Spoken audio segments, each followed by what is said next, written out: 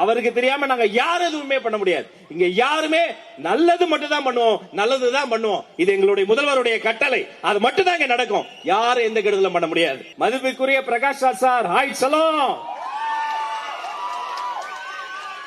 உங்க மீது பெரிய மதிப்பு இருக்கு. இருந்தாலும் ஒண்ணு சொல்லிக்கிறேன், டிரைவர் பையலாம் எம்எல்ஏ ஆக்குவியா அப்படிங்களே.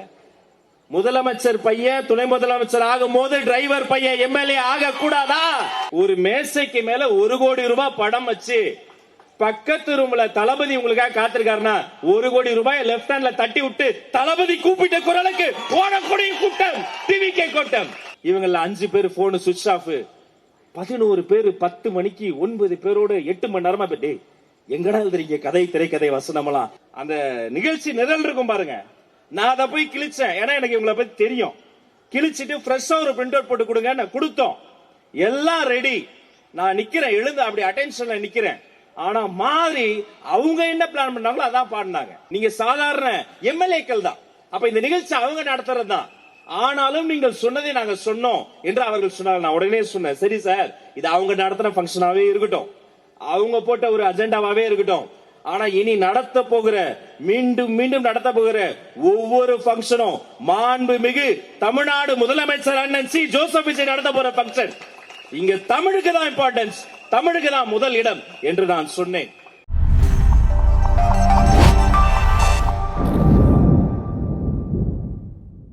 சங்க தமிழ் இலக்கியம் போற்றும் செங்கோல் வழுவா மக்கள் தலைவராக திகழப் போகிறவர் கடமை, கண்ணியம், கட்டுப்பாடு எனும் முப்படை கொண்டு தமிழகத்தை வழிநடத்த வரும் பேராளுமை. எப்பொழுதும் அன்புடன் தமிழக வெற்றி கழகத்தின் காந்த குரலோன் என அழைக்கப்படும் மாண்புமிகு அமைச்சர் திரு ராஜ்மோகன் அவர்களை உங்களிடையே உரையாற்ற வருமாறு பேரன்புடன் அழைக்கிறேன்.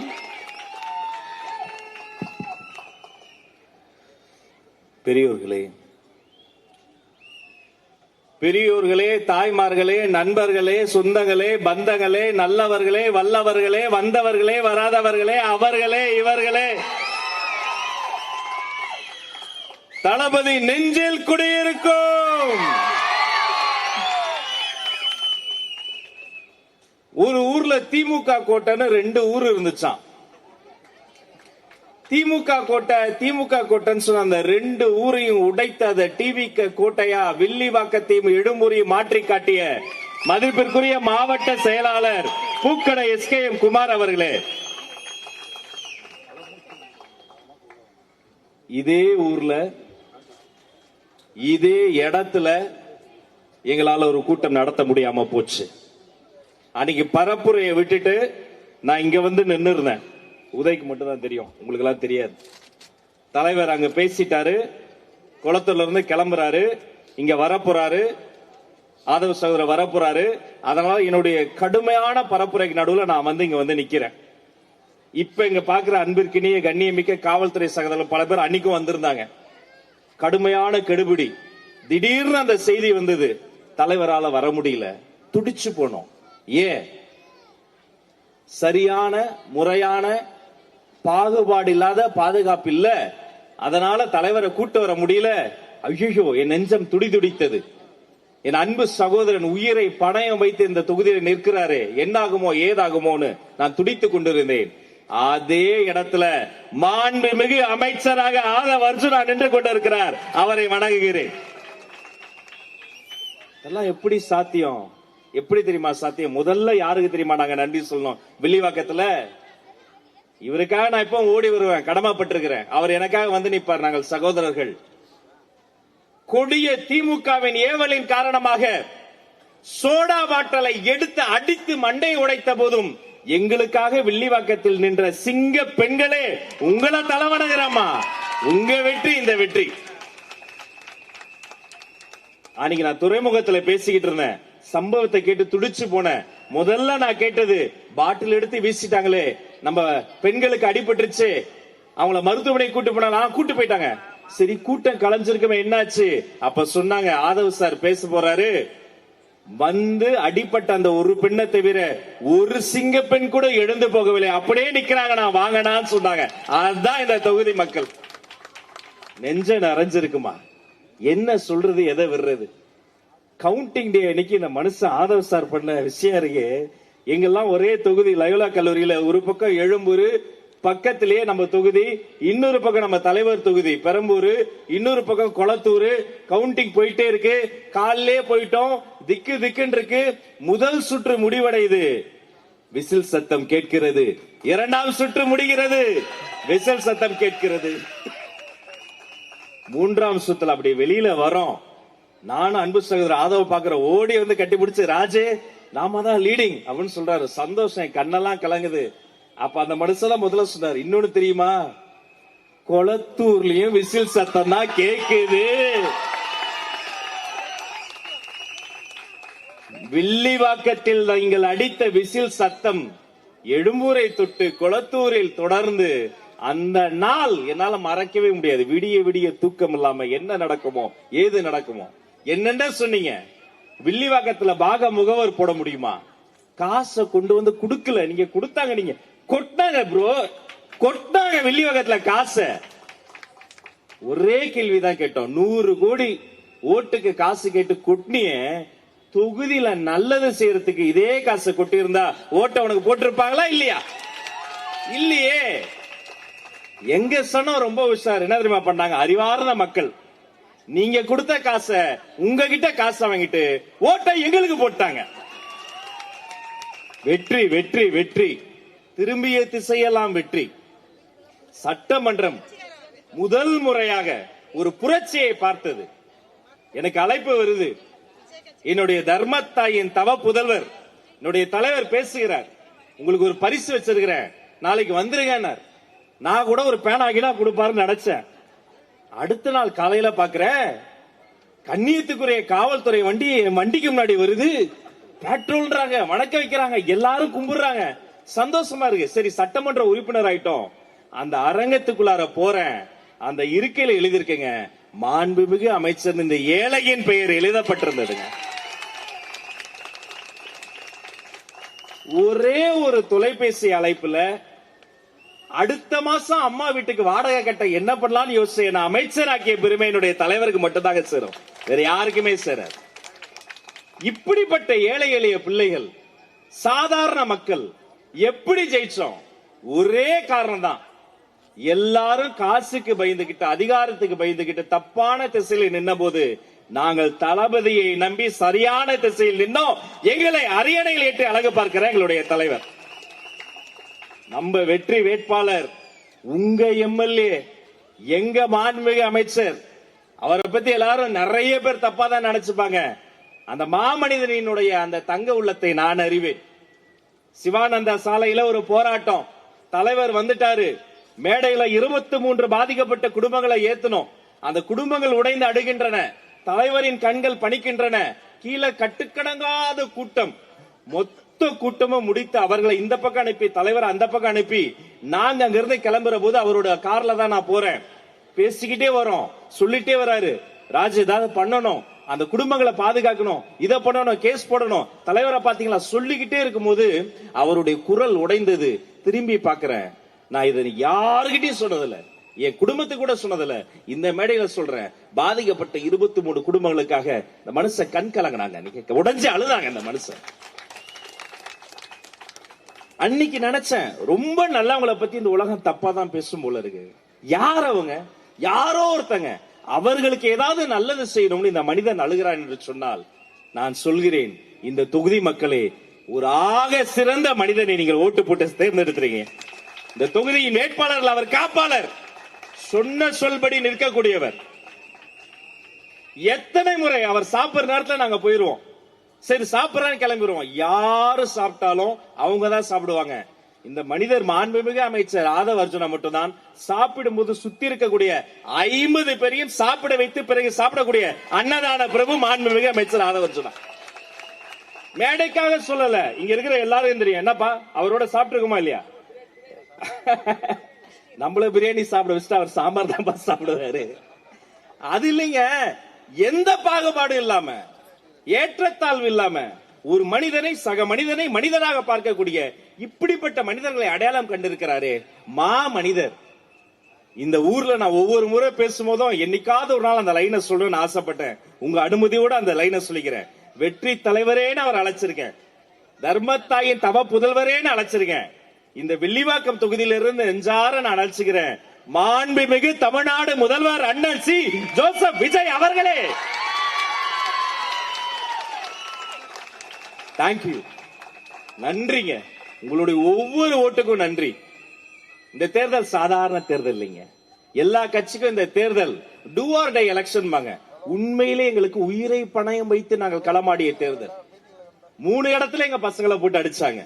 ஒரு இடத்துல சகோரிய போட்டு அடிச்சாங்க, பாட்டில வீசி அடிச்சாங்க, பணத்தால அடிச்சாங்க, அதிகாரிகளை வச்சு அடிச்சாங்க, நேரடியாக நெருக்கடி தந்தாங்க. இனி அது தெருவில் போக முடியாது. நாங்க ஒவ்வொரு தெருலையும் பிரச்சனை பண்ணாங்க. அத்தனை தடைகளையும் தாண்டி வில்லிவாக்கம் தொகுதியில் அண்ணன் ஆதவர்ஜுனா ஜெயிச்சிருக்கன்னு சொன்னால் நான் சொல்கிறேன், இது ஒரு தேர்தல் அல்ல, இனி ஒவ்வொரு தேர்தலையும் அவர் தான் ஜெயிக்க போறார். எழுதி வச்சுக்கங்க. நல்லவங்க கையில் ஆட்சி வந்திருக்குங்க. ஜெயிச்ச அன்னைக்கு இருந்த சந்தோஷத்தை விட அந்த பதவியேற்பு விழா அன்னைக்கு ஒரு சந்தோஷம் பாருங்க. எல்லாரும் இருக்கும், அரங்க நிறைஞ்சிருக்கு. என் தொகுதி தான் எழும்பூர்ல நேரு ஸ்டேடியம். அந்த அரங்கத்துல மதிப்பிற்குரிய தலைவர் ராகுல் காந்தி அவர்களும் நம்முடைய மாண்புமிகு முதல்வர் அண்ணன் சி ஜோசப் விஜய் அவர்களும் சேர்ந்து நடந்து வந்ததை பார்க்கிற போது அடே அப்பா, எப்படிப்பட்ட தலைவர்கள். அதுல ஒரு சர்ச்சையை சொன்னாங்க, நீங்க இப்படி பண்ணிட்டீங்க அப்படி பண்ணிட்டீங்க, தமிழ் தாய் வாழ்த்துக்கு இம்பார்ட்டன்ஸ் தரல. அந்த இடத்துல இருந்தவனா இவர் சொன்னார், கிரீன் ரூம்ல அந்த அதிகாரிகளை கூப்பிட்டு சொன்னார், முதல்ல தமிழ் தாய் வாழ்த்து தான் பாடணும். சொன்னது மாண்புமிகு அமைச்சர் ஆதவர்ஜுனா. நான் சாட்சி. அவர் சொன்ன நான் சொல்றேன், சார் ஆமா சார், கண்டிப்பாக நீங்க தமிழ் தாய் வாழ்த்த பாடுங்க, அப்புறம் தேசிய கீதம் பாடுங்க, நிச்சயமா அதுக்கப்புறம் வந்தே மாதிரி கூட பாடுங்க, பண்றோம்னு சொன்னாங்க. மேடையில நிக்கிறோம், அந்த நிகழ்ச்சி நிரல் இருக்கும் பாருங்க. நான் அதை போய் கிழிச்சேன், ஏன்னா எனக்கு இவங்களை பத்தி தெரியும். கிழிச்சிட்டு ஃப்ரெஷ்ஷா ஒரு பிரிண்ட் அவுட் போட்டு கொடுங்க கொடுத்தோம். எல்லாம் ரெடி. நான் நிக்கிறேன், எழுந்து அப்படி அட்டென்ஷன்ல நிக்கிறேன். ஆனா மாதிரி அவங்க என்ன பிளான் பண்ணாங்களோ அதான் பாடினாங்க. நிகழ்ச்சி முடிந்தது. அதிகாரிகளை அழைத்தேன், யாரை கேட்டு மாத்தினீங்க, எப்படி இது மாறிச்சு? நான் சொன்னேன், மாண்புமிகு அமைச்சர் ஆதவ சகோதரர் சொன்னாரு.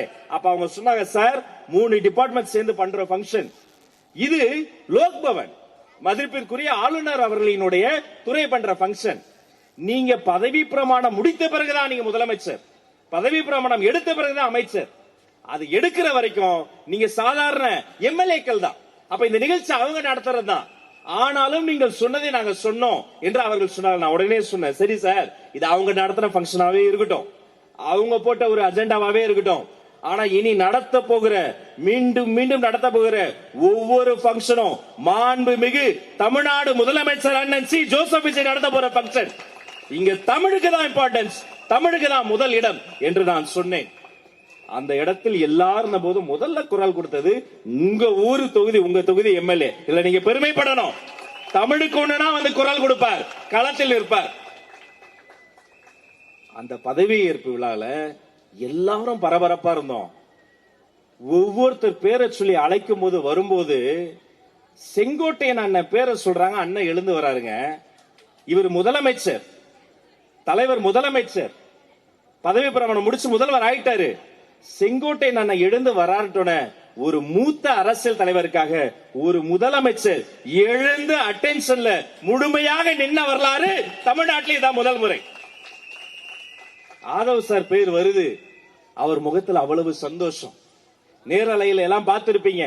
ஆதவ் அவர்கள் பதவி பிரமாணம் செய்கிற போது அவர் வீட்டில இருந்து வந்திருந்தாங்க. அவர் குழந்தை பார்த்து சந்தோஷப்பட்டா பரவாயில்ல, குழந்தையுள்ளத்தோடு இருக்கிற தாயுள்ளம் கொண்ட தலைவர் தமிழ்நாடு முதல்வர் முகத்தில் அத்தனை சந்தோஷம் என்று சொன்னார். அதுதான் நம்முடைய முதல்வர்.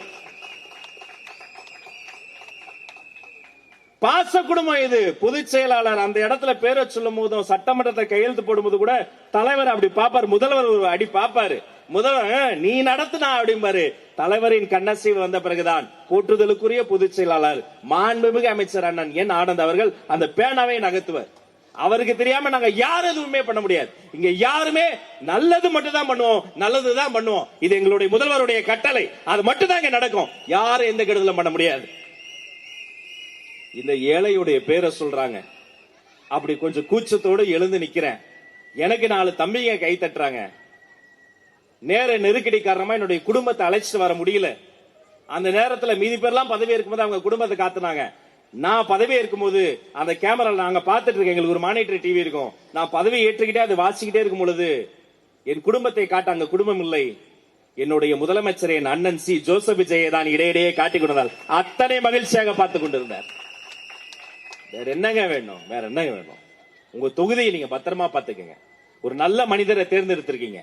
யாருக்கு என்ன பிரச்சனை நிறை குறை இருந்தாலும் ஒரு மனுவா எழுதி கொடுத்தீங்கன்னா சொல்யூஷன் ஓரியன்டட் கவர்மெண்ட் நம்ம ஃபார்ம் பண்ணிருக்கோம். தீர்வு வாங்கி தரப்படும். எழுதி வச்சுக்கங்க. சட்டமன்றம் நடைபெற்றது. சட்டமன்றத்துக்கு போறோம். இதுவரைக்கும் ஆயுத எழுத்துன்னு ஒரு படத்துல நடிகர் சூர்யா நடித்த படத்துல கிளைமேக்ஸ்ல ஒரு காட்சி வரும்.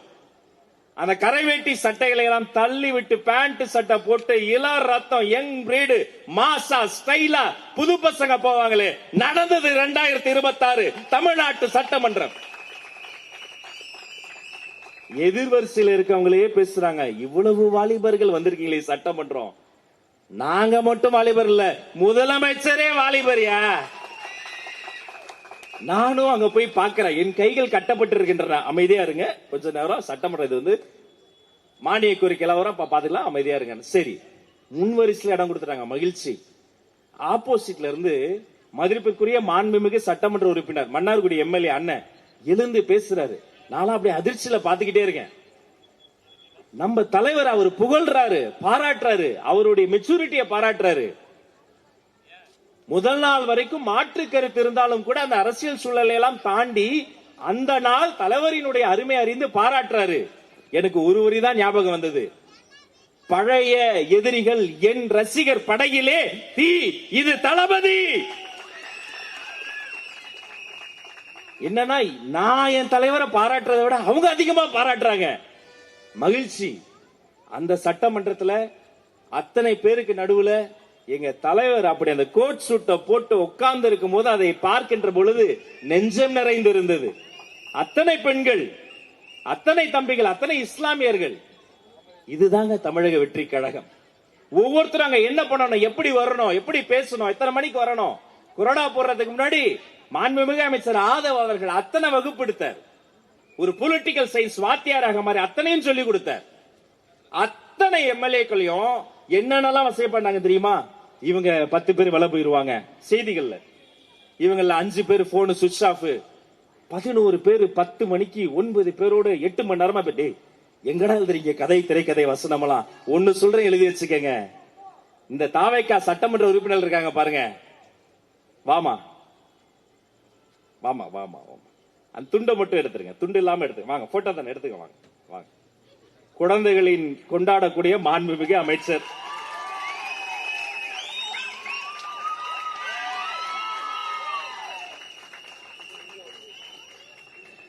நான் உன்னை ஒண்ணு சொல்லிக்கிறேன்.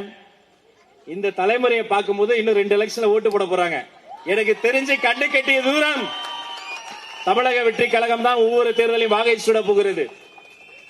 10 எம்எல்ஏ விலை போயிடுவாங்க, டிவிக்கு எம்எல்ஏ இவங்க இந்த பக்கம் போயிடுவாங்க, அந்த பக்கம் போயிடுவாங்க.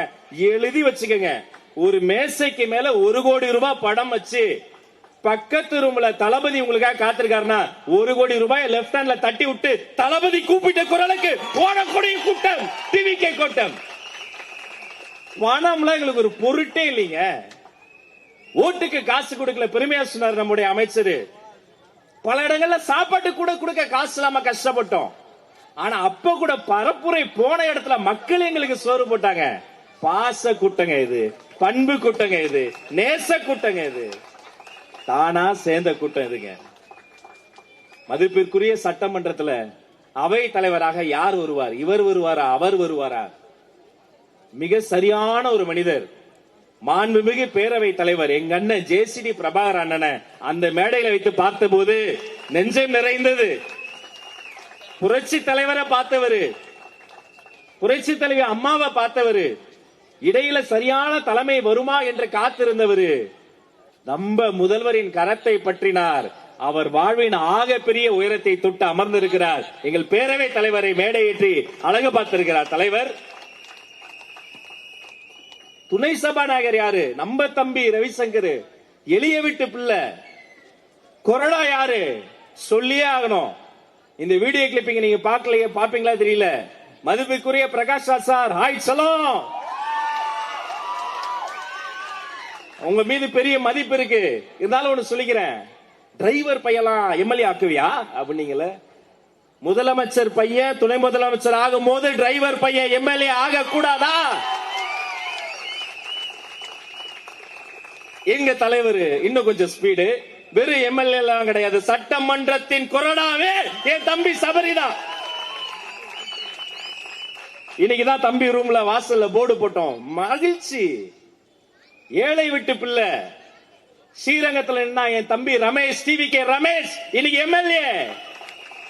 சட்டமன்றம் வரும்போது கேக்குறாங்க, ஏன் அம்மாவை கூட்டு வரல? ஆமா சொல்றான், எங்க அம்மா ஒரு சமையல் வேலை செய்யக்கூடியவங்க, குக். அவங்களுக்கு லீவு கிடைக்கல, லீவு கிடைக்கும் போது கொண்டு வருவான். யாருங்க தருவா அப்படி ஒரு வாய்ப்பு இளைய வீட்டு பிள்ளைக்கு? எங்க தங்க தளபதி மட்டும் தாங்க தருவாரு. சாதாரண வீட்டு பிள்ளைகளை எல்லாம் சட்டமன்றத்துக்கு வரும். இப்பதானே ஆட்டம் தொடங்குது. உங்க அவதூறுகள்லாம், உங்க அநியாயங்கள்லாம் அறிவு அடியாட்கள் கொஞ்சம் பேர் வச்சிருக்கிறாங்க. பல பேர் போர்வையில மூத்த பத்திரிகையாளர், அரசியல் விமர்சகர் 10 நாளாக பதுகு குழியில ஒளிஞ்சுக்கிட்டாங்க. 200 தொகுதி வரும், 210 வரும். நம்ம ஜர்னலிஸ்ட் மணி கூட நான் சொல்றதும் சொல்றேன், 234 சொல்லிக்க ஒவ்வாயும் ஊருட்டு. நான் இப்படி சொல்லி நிறைவு செய்கிறேன். ஒரு ஆற்றல் மிக்கவரும் ஒரு அன்பு மிக்கவருமான, ஆற்றல்னா வேகம், அன்புனா தாயுலம், அப்படிப்பட்ட ஒரு மனிதரை சட்டமன்றத்துக்கு நீங்கள் அனுப்பி வைத்திருக்கிறீர்கள். அவரை நீங்க பத்திரமா பாத்துக்கிட்டீங்க.